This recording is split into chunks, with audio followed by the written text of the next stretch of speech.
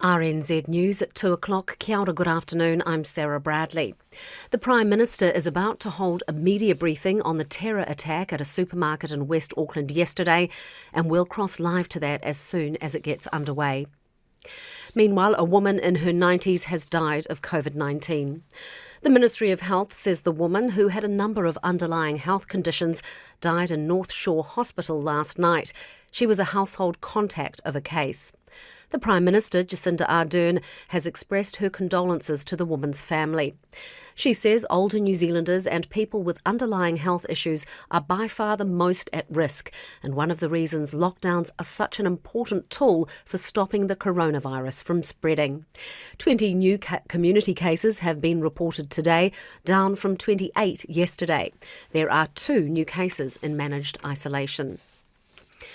New South Wales has registered a record number of 1,533 new community cases and 4 more deaths from the virus in the 24 hours to 10 o'clock last night. There are now 11,000 people with the disease being cared for across the state.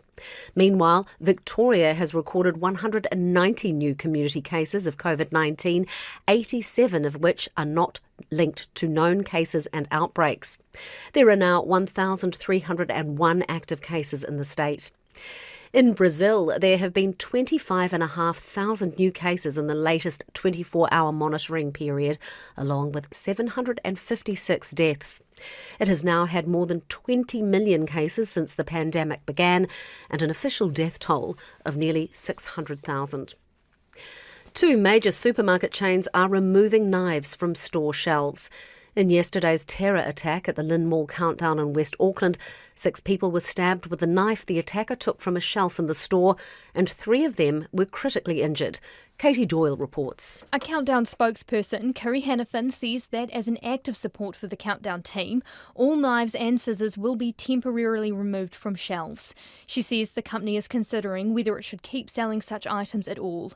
Countdown's rival, Foodstuffs, has also decided to remove all sharp knives from sale while it considers the event and reviews safety. Its head of corporate affairs, Antoinette Laird, says its thoughts are with Countdown and its customers.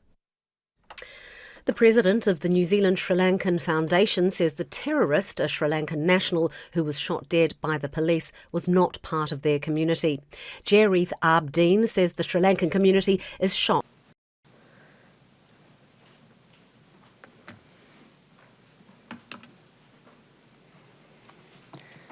Kia ora koutou and good afternoon, everyone. I want to begin with an update on the status of our victims from yesterday's attack. We're aware now that there were a total of 7 people injured yesterday. There are 5 people in hospital, 3 are in a critical condition. The remaining victims have been treated and are recovering at home. I know we are all continuing to think of them and the traumatic experience that they have been through.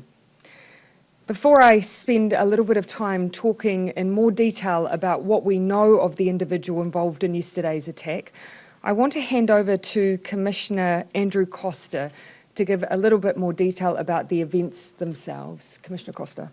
Thank you, Prime Minister. With our investigation underway, I'm able to reveal some more detail of the events surrounding the attack.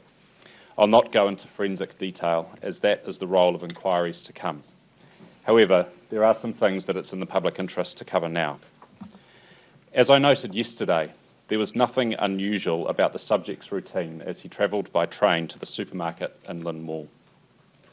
In fact, some of his actions yesterday suggested that he was planning for the future. He arrived at the supermarket about 2:27 p.m, and the surveillance team following him observed him take a shopping trolley and start shopping. He was shopping normally for about 10 minutes before the attack started. From a review of in-store CCTV footage, we are establishing a timeline of events.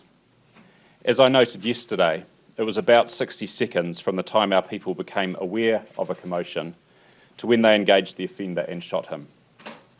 However, CCTV footage has shown that the first stabbing occurred some 60 to 90 seconds before our teams heard shouts and saw people running. I want to explain the context to make it clear how this occurred. As I've said previously, long-term surveillance of a surveillance-conscious subject is very difficult. Surveillance teams must work hard not to be recognised, otherwise the surveillance becomes ineffective. We need to be clear, surveillance is different from a security detail. We have had no legal grounds to detain this subject. Monitoring his actions has been entirely dependent on the surveillance teams being able to maintain their cover as they have watched him over an extended period. These are highly trained specialists who follow international best practice for their tradecraft. They are very good at what they do. Over a period of time, the subject has demonstrated a high level of paranoia about surveillance activity.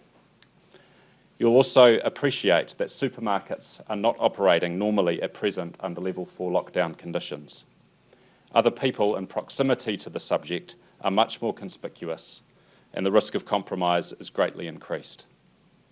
As a result, our surveillance staff were not able to move around the supermarket with the subject, although they remained close at the entrance, having observed him start shopping as he had done other times. To be clear, I remain of the view that our police staff acted exactly the way we would have expected them to in this situation, and with great bravery and professionalism. I particularly want to acknowledge the first aid provided by the attending staff and other responders who are well trained, and the members of the public who helped. I have no doubt the first aid rendered has made a very significant difference for the victims in this case. In addition to the attending STG members who are trained in advanced first aid, our other staff attending included a trained paramedic who played a key role in triaging the victims and initiating treatment. We were also helped by members of the public, at least one of whom had an advanced level of training. I want to particularly acknowledge the victims and their families. They will be going through great anguish as a result of this horrific situation, and we will do everything we can to support them. I also recognise that the staff at the supermarket, and indeed at all similar places, will be shocked that such an incident could play out in their workplace. We will provide the best visible presence we can around such locations over the coming period. I want to speak to the actions police now have underway to reassure the public. Firstly, I want to be clear that cases of this type are highly unusual. Whilst there are many people with concerning ideologies, very few of them reach the highest level of concern. And of those, it is this case that has caused us the greatest concern. We continue to pay a close eye on the environment, monitoring it for emerging risks. The terrorism threat level remains at medium. I want to acknowledge that events like this can bring out disturbing attitudes from a small proportion of people in our community. We'll be keeping an eye out for unlawful activity motivated by hate. We'll be conducting high visibility reassurance patrols around shopping centres and other places where people gather. I'd like to note that there's already much misinformation circulating about yesterday's events. I'd ask the public to exercise careful judgment about what they believe and the sources of information they select. It's an unfortunate reality that events like this lead to much inaccurate information and speculation being fed into the public domain, particularly online. Finally, I wish to make clear that this incident should not give rise to undue concern amongst the public. This case is an outlier, and we are not looking for anyone else in relation to yesterday's events. Thank you, Prime Minister. Thank you, Commissioner Costa. You'll recall at the press conference yesterday, I said I wanted to share all of the information we had on the individual who committed the attack as soon as we were able to. Overnight and this morning, work is being undertaken by Crown Law to have the courts allow us to release that information. That has been successful. However, the court has given the individual's family 24 hours to raise any concerns regarding release of certain information. So while I can provide details concerning the individual's criminal history, there are issues relating to his immigration status and actions taken by Immigration New Zealand in particular, which I cannot share just yet. The remaining information I hope we will be able to share within the next 24 hours. I'm also unable to share his name, but I would note this is not something I had any intention of sharing regardless. No terrorist, whether alive or deceased, deserves their name to be shared for the infamy they were seeking. Here are the details that we can provide. The individual who committed yesterday's attack arrived in New Zealand in October 2011. He was 22 years old and travelling on a student visa.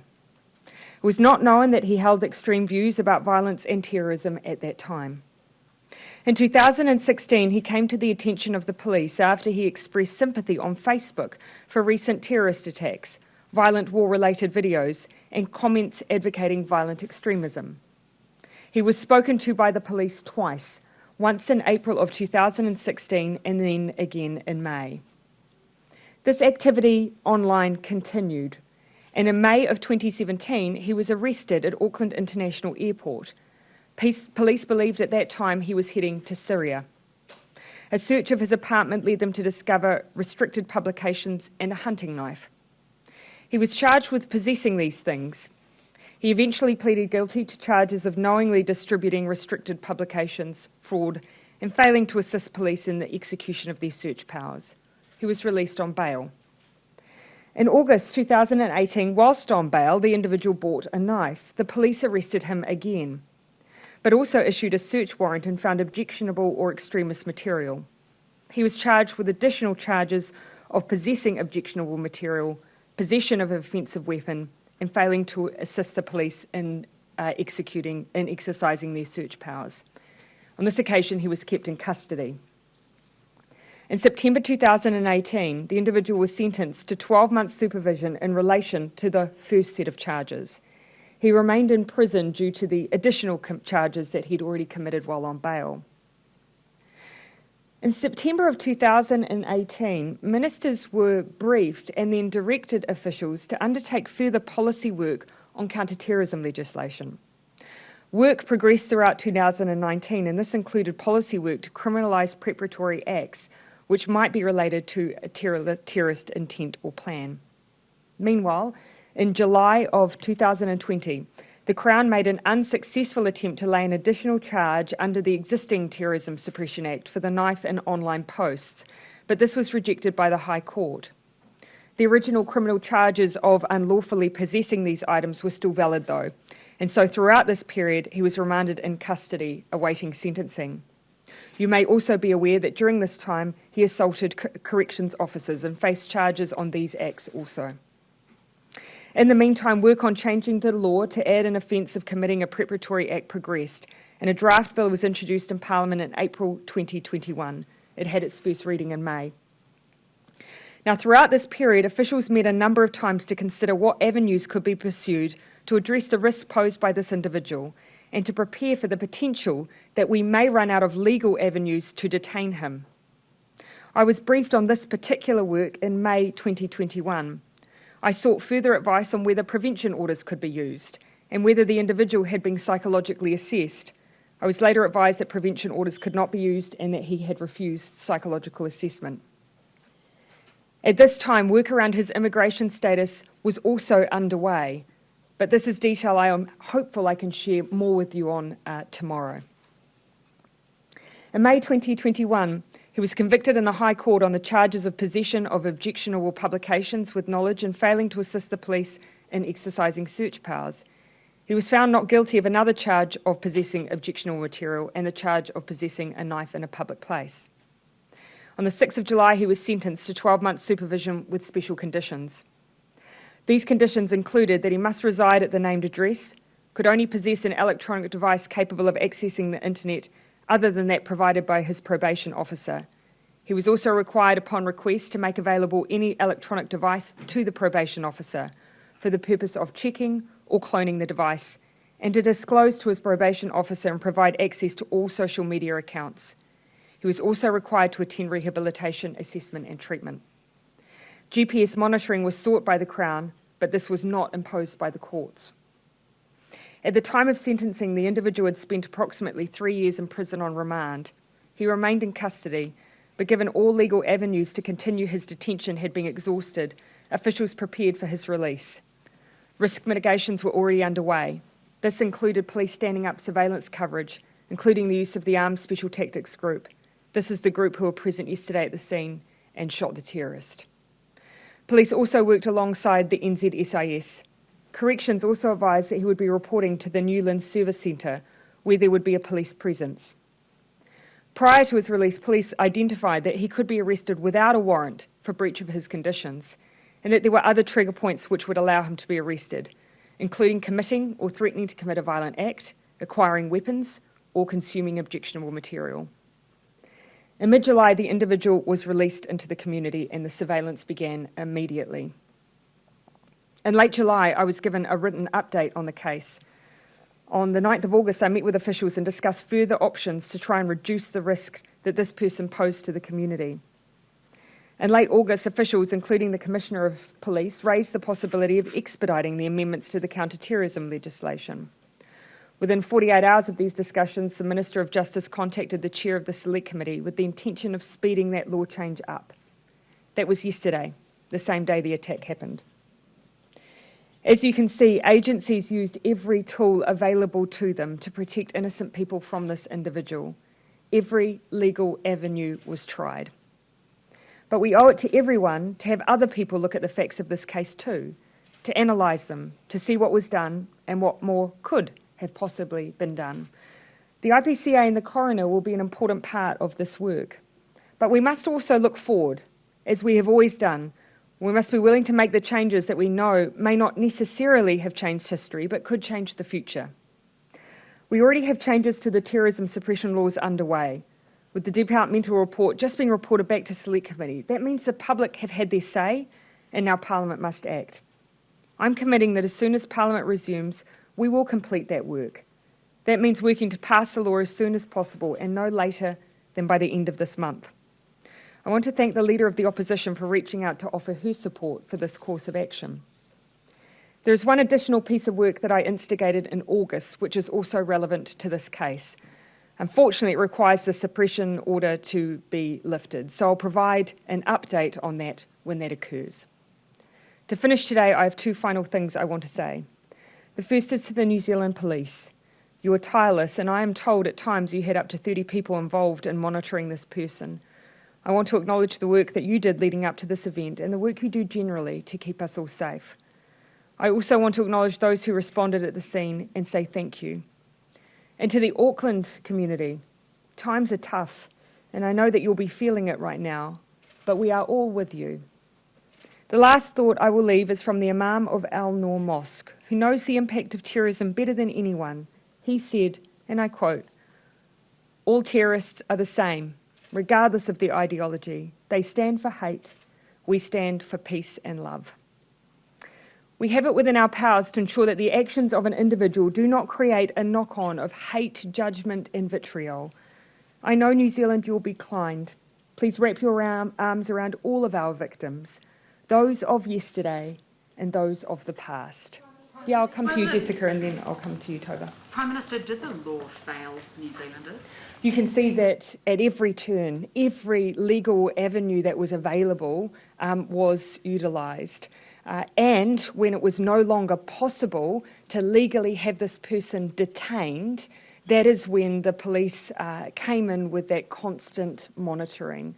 But what you can see, and overseas examples have demonstrated also, when you have a highly motivated lone actor like this individual, it is incredibly tough. So I'll let you finish. You have a situation, though, where this person was allowed out into the community and police obviously felt they had to monitor them in this situation. So clearly, you had the Commissioner saying he was concerned, you had judges saying there were gaps in the law, and yet only the day of the attack the Minister looked to speed things up. Look, I don't think it's fair, and you'll see legal experts saying this as well, I do not think it's fair to make an assumption that that law change in itself would have made the difference in this case. We don't know that to be true. But what you can see, that based on the level of offending we had, those legal avenues were all used. Everything available to us was used. And when we were exhausted those options of keeping that person in prison, that is when the monitoring stepped in. But this was a highly motivated individual who used a supermarket visit as a shield for an attack. And that is an incredibly tough set of circumstances. We used everything we could, though.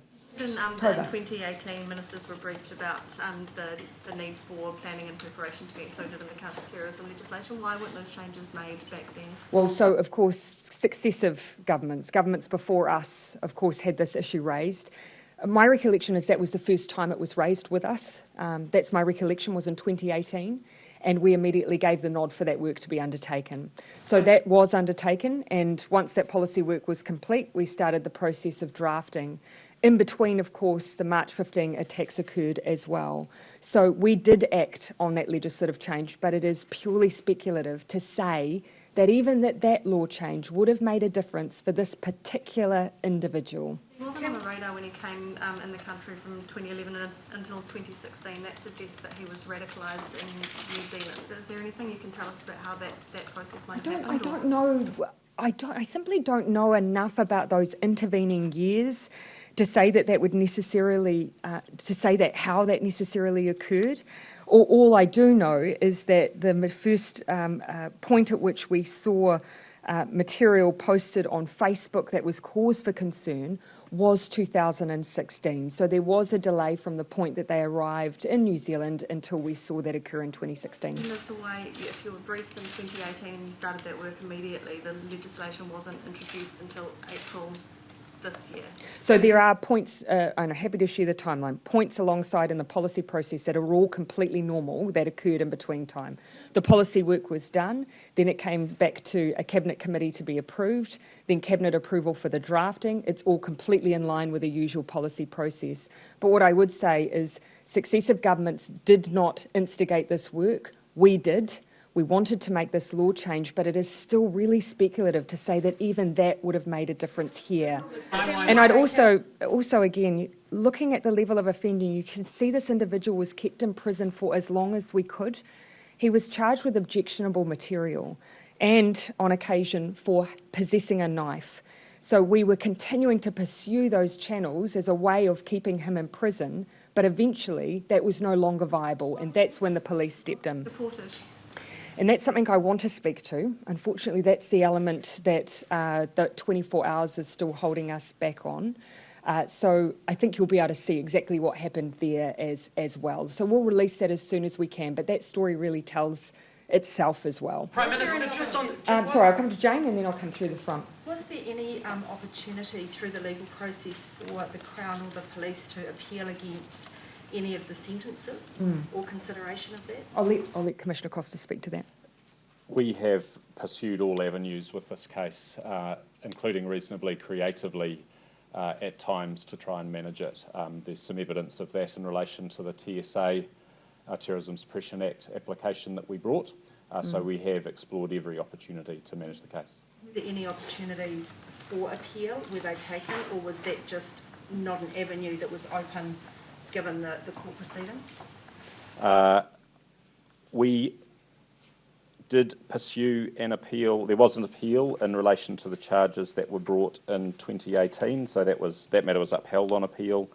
The decision of the High Court regarding the Terrorism Suppression Act, I'm not sure the fine detail of the decision-making there, but I think it's fair to say that we accepted the judge's view was an accurate view of the law. Coming back to the 2018, so that was an appeal against the year's supervision because he'd been in prison for 3 years in custody. Was that what the appeal, was it against the sentence? No, I believe that was an appeal he brought. So he was convicted and the matter was appealed and upheld on appeal. You mentioned Just on the I'll come in through the front. One thing I probably should just add, given the interest in the legislation that was being drafted, that would not have been able to apply retrospectively to any information that was already held around this individual. So it would only be able to apply to anything that we were able to detect through monitoring and so on of the individual. And under what we had drafted, it would be a person commits an offence if the person carries out a terrorist act within the meaning of Section 5A by planning or other preparations to carry out this act, whether it is actually carried out or not. So there is a threshold that still needs to be met, and it wouldn't have been able to be retrospective. The government had passed those laws and Yes. these provisions had been in place. Yes. That would have captured. So that existing law was, the police did seek to, under the existing law, seek to charge the individual and prosecute the individual. That was in July of 2020. That was unsuccessful. I mean, the ones before Parliament at the moment, Yes. if the provisions had been passed by either earlier by your government or Yes. by a previous government, that Yes. would have helped would have applied to this situation? Only at the moment in time that it were passed, and so that would then that would then require a level of knowledge and monitoring to be able to ascertain a preparatory act by the individual. And you can see by the pattern of behaviour here, we had objectionable material, we had possession of a knife. That's why I keep pointing out it would be speculative to say whether or not this law would have made that difference, but nonetheless, we were pursuing it. Just on the timeline of the incident itself yesterday, Commissioner Costa said that there was a 10-minute period where it appeared that the offender was shopping. Is that because he knew that he was being, does your information suggest that the person knew that they were being tailed and that they were essentially trying to throw the tactical unit off the scent? There are two options here. One is that he planned it and he was very clever in the way he planned it to make it look like a normal day, or that it was opportunistic and something that he did at short notice. We will probably never know the answer to that. We do know he was surveillance conscious, and we have been watching him carefully, knowing that he operates in that way, but we won't know. You say with 100% certainty that the knife for the attack was acquired within the store and the person didn't bring it from home, as the history would have suggested. As the Prime Minister said, they've got a history of knife crime or planning. A history of possession of knives. We're still undertaking our scene examination. What I can tell you is that CCTV shows him removing a kitchen knife from the shelves in the store, and a knife fitting that description was found close to him after he was shot.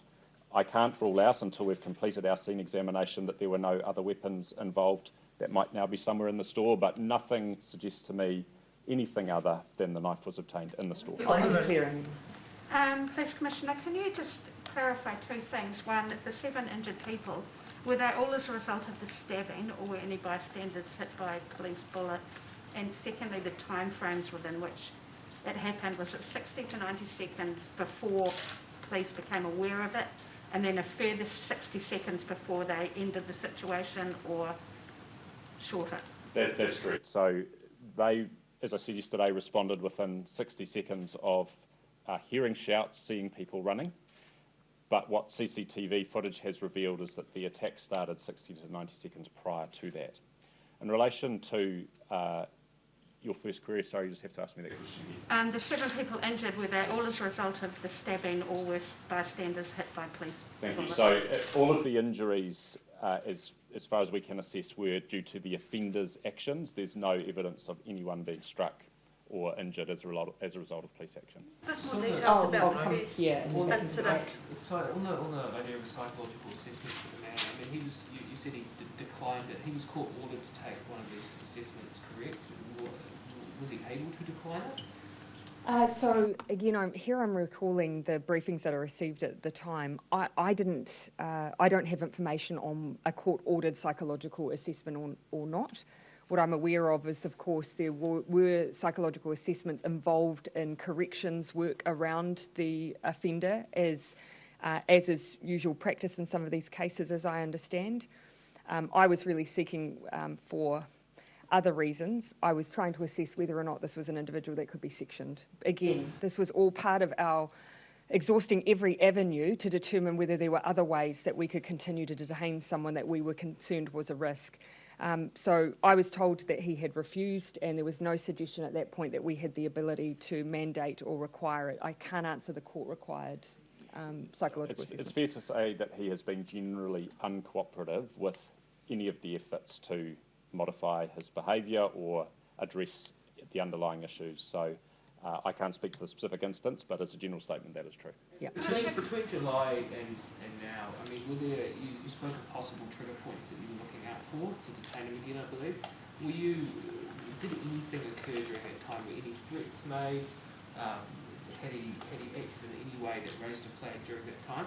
Some of the detail will come out in the fullness of subsequent inquiries, but certainly nothing occurred that would give a legal ground for us to intervene with him in any other way than what we did, which was...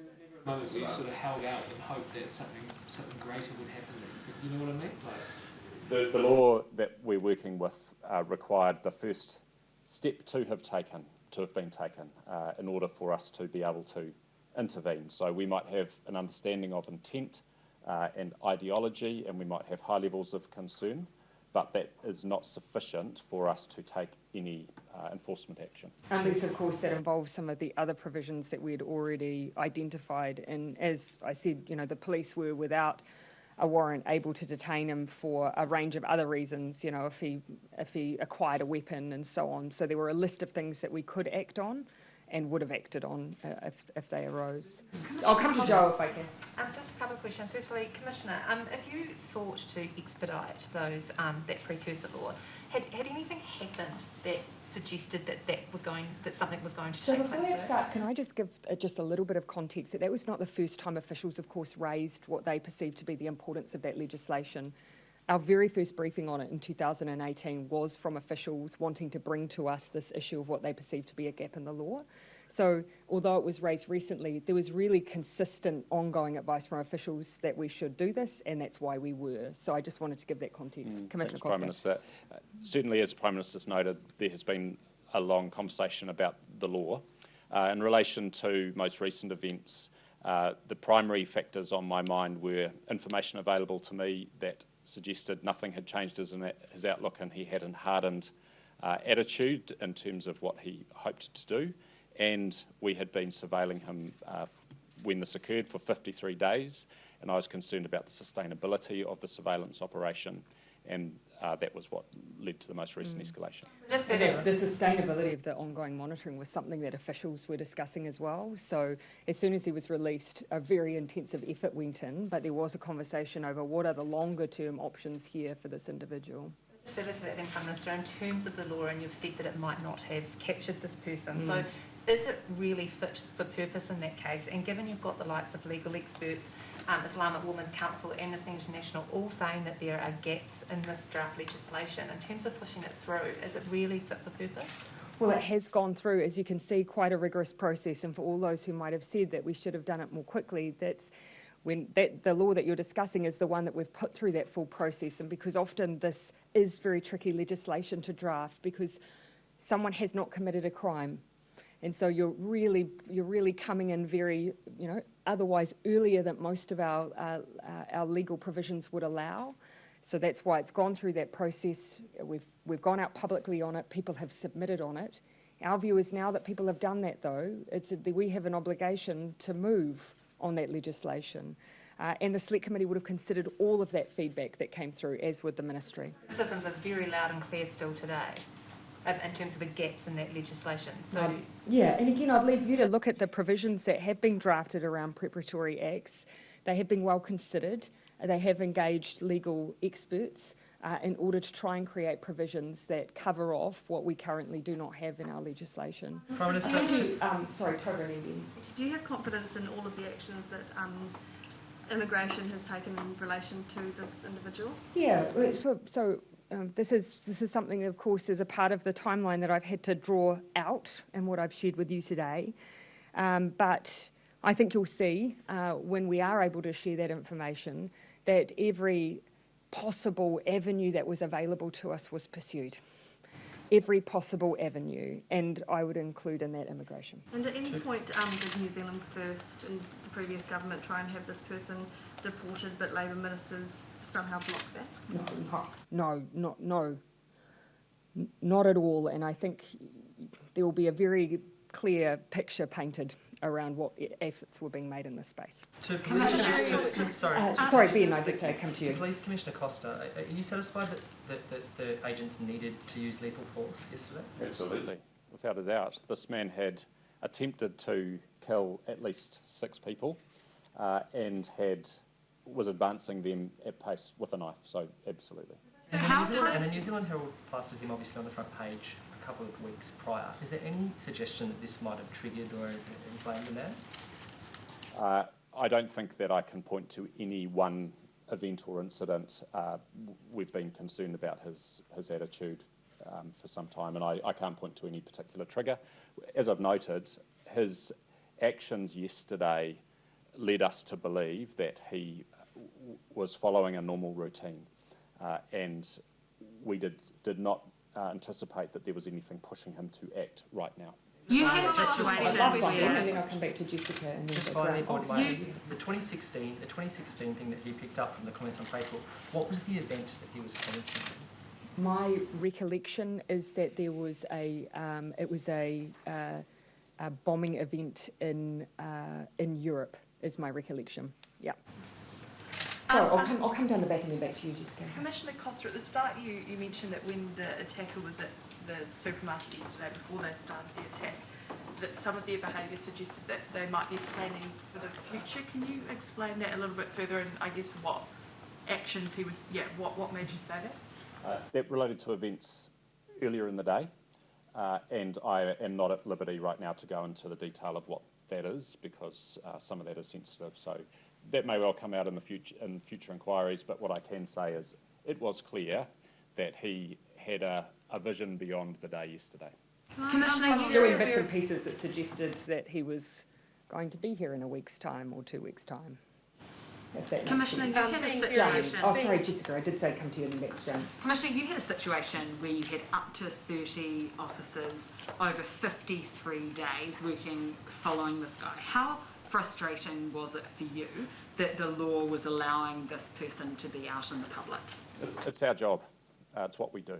And we operate within the bounds of the law as it is, and we're able to have conversations with other officials and ministers about options to change the law, and our Prime Minister's talked about some of the history of that. So, we work within the law, and we were absolutely doing everything we could.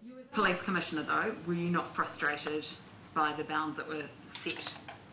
I'm always looking for how we can keep our communities safe. I fully recognise and respect that the law is set by Parliament, not by us, and we enforce it. We, of course, want every opportunity to keep our communities safe, but equally recognise that there's a balancing act in how that is achieved. Can I check something with you as well? We know that there's extra security around the New Lynn supermarket, extra police presence around the supermarket at the moment. Is that more widespread, or is it just New Lynn, and if so, why is that? We're still sort of examining the scene there, so partly our presence will just relate to the investigation. As I noted in my comments, we will be providing high visibility presence around as many supermarkets and places of gathering as we can. That is for no reason other than to reassure the community. I'm very aware of the sensitivities because it was a person who was attacked, but are you able to give any more detail or paint more of a picture about that first 60 seconds and how he was able to disguise or hide the fact that he had already attacked somebody? As I said, the surveillance staff with the way supermarkets are operating at the moment, we're not able to follow him around the supermarket without being compromised. So he shopped for 10 minutes, he was moving around the supermarket, they monitored from a location where they felt that they could maintain their cover, and then obviously events occurred. I can't tell you the reason for the gap between the attack starting and that being evident in terms of shouts and running. However, it's quite possible that it started more quietly, but I don't want to speculate about that. That will come out in the fullness of time. I'll come to you, then Jason. People will be slightly confused about why it took so long and whether or not there were police in the supermarket ready to respond, or you mentioned something before about the lockdown rules potentially impacting on what they might normally do. There's not as many people and it's harder to disguise that you're surveilling someone. Yeah, so we have surveillance teams that are highly trained to stay in touch with somebody and observe them without themselves being observed. And that means they can't be standing next to them. And that means they can't be passing them every 30 seconds because over a period of weeks they will come to be recognised.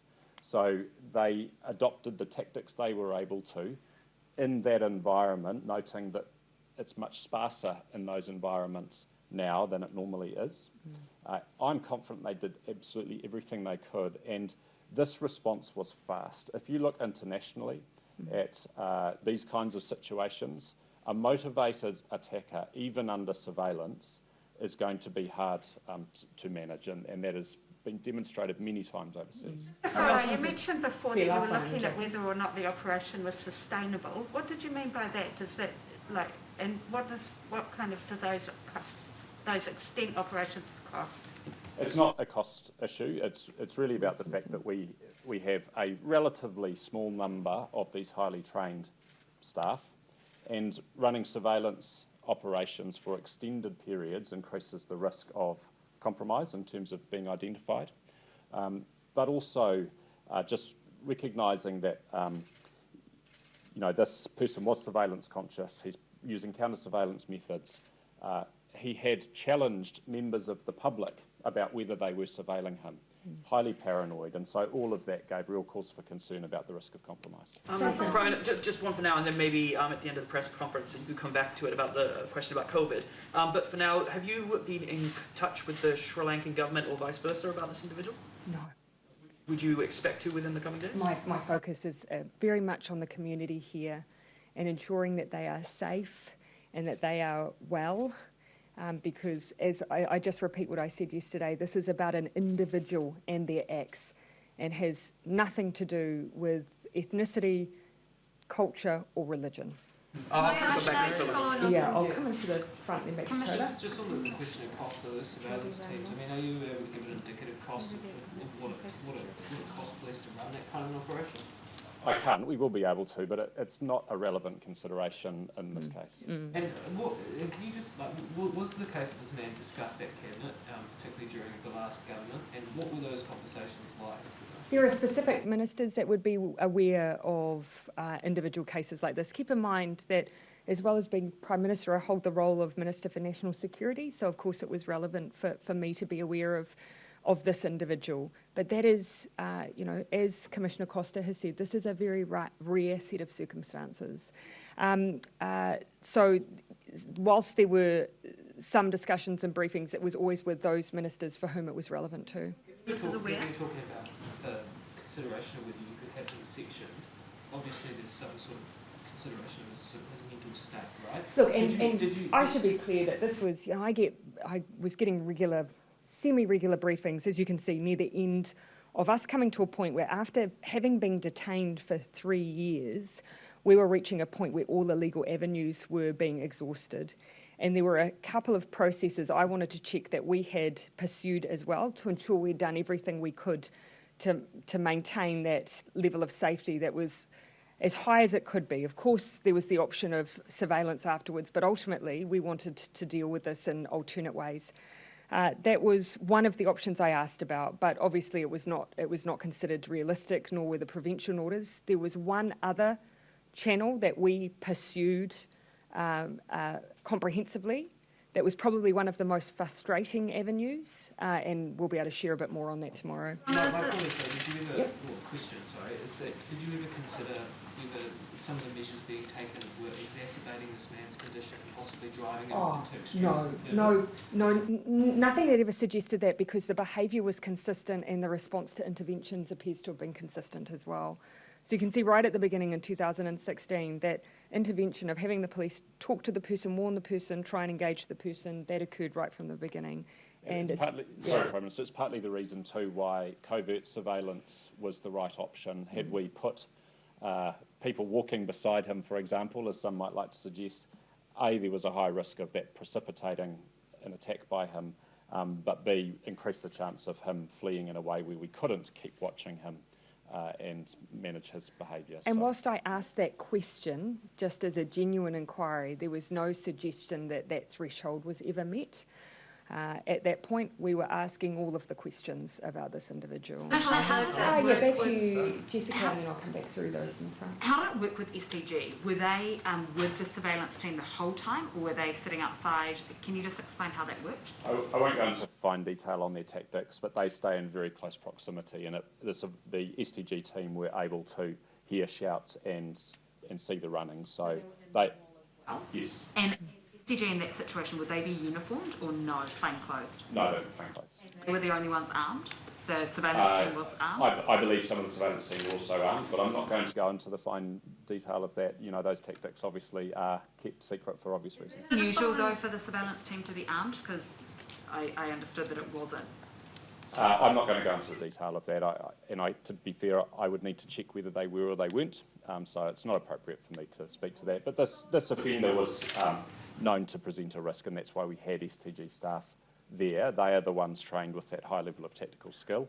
If you think about engaging someone in a supermarket with other people around, you want to make sure you're going to know where those shots are going to go. I'll come just following on from Ben's earlier question about lethal force, and sorry if this is coming from a slight place of ignorance because I'm not sure what the training or the process is, but do officers in that situation, do they shoot to incapacitate or do they shoot to kill? They shoot to incapacitate, and in this case, that's exactly what they will have done. We don't execute. What we do is we remove the threat. I had Joe. Can I just get some clarification in terms of legislation? So their position of objectionable material, I understand, is a maximum of 10 years prison, whereas the Preparing for Terrorist Act is a maximum of 7. Yes. So if this person had actually come under that new legislation, would that have resulted in a longer sentence or not?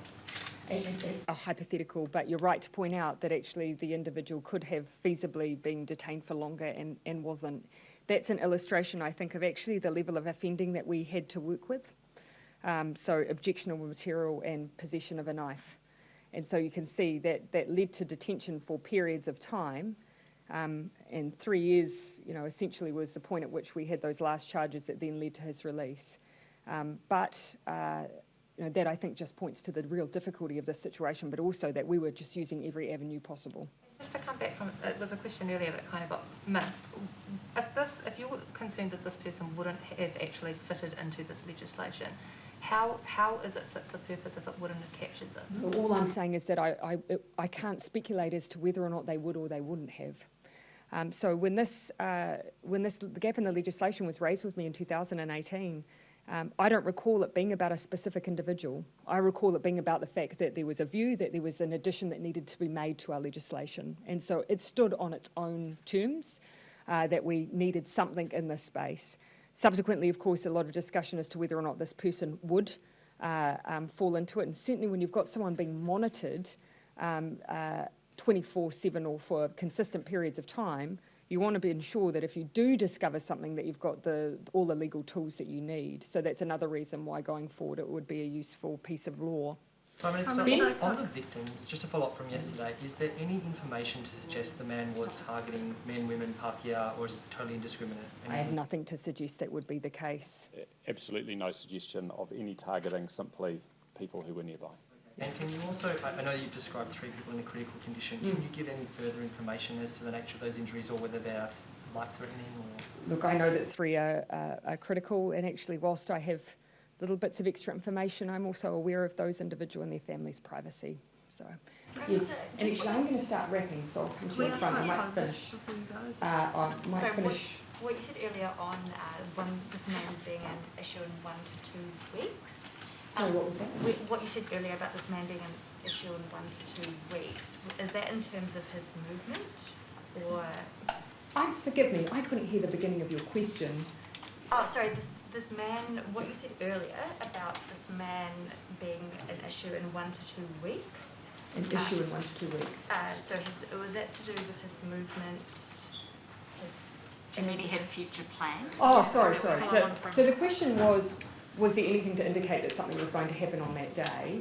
And the Commissioner was being asked what he meant by the fact that there was nothing in the sense that he was planning for the future. That was just me giving an example of what my planning for the future might mean. Also, you were saying yesterday that there wasn't, I think that's actually something we could probably clarify in some of our possible future information. You were saying that there's very few people who were at the level of concern that this man was. That's not zero, including this man. How important is it that we get these laws across? Yeah, so look, it's important that we put these laws in place because we want all of the tools available to us to protect New Zealanders. And that's not to say this scenario would have fitted into this law, but it's still an important change that we believe needs to be made. In terms of the wider threat, I think actually Commissioner Costa said it best when he acknowledged that this actually was a person that we were all particularly focused on. And there are very few people that I would describe fitting into this category of this individual. Prime Minister, could we please ask you about the COVID? Can we ask you a couple of questions about COVID today? I'll keep it just to a couple if I can, just out of fairness, because we haven't identified this as being a COVID briefing. So I'll come for one final one from Claire, and then you indicated you wanted one on COVID, and then I'll give one more if that's okay. I have one which is 2, and the one in particular is clarification about that. You said there were 7 injured, and then a bit later you said the man had stabbed 6 people. How did the 7th get injured? And also in terms of, you've talked about extra security around supermarkets. Are you also looking at providing more security around mosques in the case of retaliatory attacks or even a backlash against maybe some in the Muslim community? Like, what are you doing in regards to that? Thank you. So in relation to the people injured, obviously the picture has unfolded over time, and what would have been clear to the officers right then is that he was undertaking a violent attack, and we knew the history of this person, so they knew what they might be dealing with. In relation to the victims, there was a 7th identified overnight. That person narrowly missed being stabbed but did suffer an injury from the knife and managed to get out of the way and self-treated at home, and then we discovered him overnight. So of the victims, we have 3 in a critical condition in hospital, 2 are stable in hospital, and 2 are recovering at home. Sorry, in relation to the other query, we will provide high visibility patrols in a range of places. Of course, we are concerned when things like this happen that particular communities are targeted, and I would say that is a completely faulty logic. The only person responsible for what happened here is this man. I think it was Jason that had the question. Oh, sorry, who was it? It was me, but Tolbert can have it. Tolbert, go ahead. Sadly, we've had our first COVID death today from this outbreak. What can you tell us? Yeah, it was with great sadness that I was advised this morning that we have had someone pass away from COVID-19 as part of this most recent outbreak. And it's, again, just a deeply sad reminder of why all of the measures we're undertaking right now are so important. And it's to ultimately protect families, loved ones from experiencing this vicious virus. Today's case numbers, 20 today, so we are still seeing that trend, that drop off. What is that encouraging, and what could it mean in terms of alert level shifts? Is it looking good for Auckland to come down? Yeah, a bit early to say what the numbers mean for us going forward yet, but what it does show us is that all of that effort and energy that Auckland is putting into level 4 is making a difference. So that's a reason to stick to it. The more that people follow those rules now, the sooner we'll get to a place where we can lower them. So just a message of thanks to everyone. It's making a difference, and you can see it every day. Great. Thank you, everyone. Thank you.